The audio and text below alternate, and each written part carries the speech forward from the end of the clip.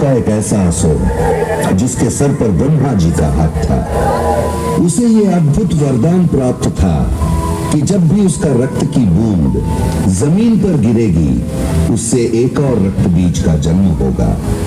इस कारण रक्त बीज युद्ध में जैसे अजयी बन गया था।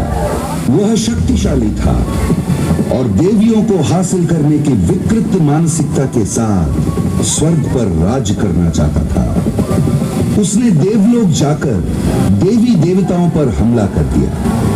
सभी को मजबूरन अपने प्राण बचाकर वहां से भागना पड़ा, पर रक्त बीज नहीं रुका। देवियों से मोहित होकर वो उनका पीछा करने लगा।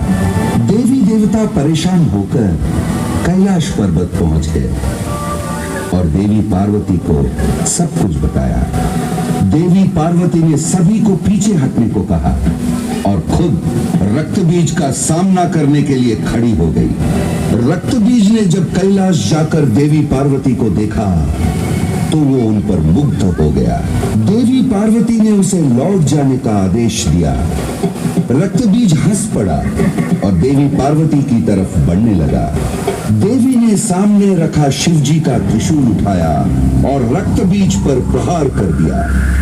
परिणाम स्वरूप रक्त बीज के शरीर से रक्त टपकने लगा और फिर ब्रह्मा जी के वरदान के अनुसार रक्त की हर एक बूंद से एक रक्त बीज का जन्म हुआ।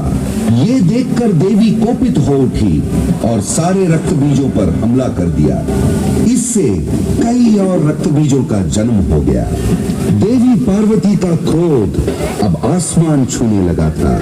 वो अपने गुस्से पर काबू नहीं रख पा रही थी। जब उनका गुस्सा चरम सीमा पर आ गया, उनका शरीर काला पड़ने लगा, आंखें खून से लाल हो गई और देखते ही देखते देवी ने एक भयंकर रूप धारण कर लिया।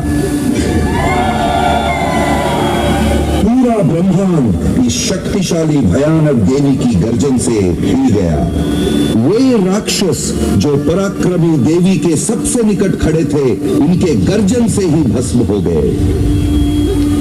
बाघ की खाल पहने हुए, हाथों में प्रतिशोध की तलवार लेकर, नरमुंडों की माला पहनकर विकराल रूपी महाकाली प्रकट हुई।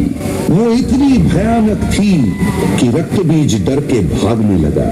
मां काली ने एक भयंकर गर्जन किया और रक्त बीज के पीछे दौड़ने लगी।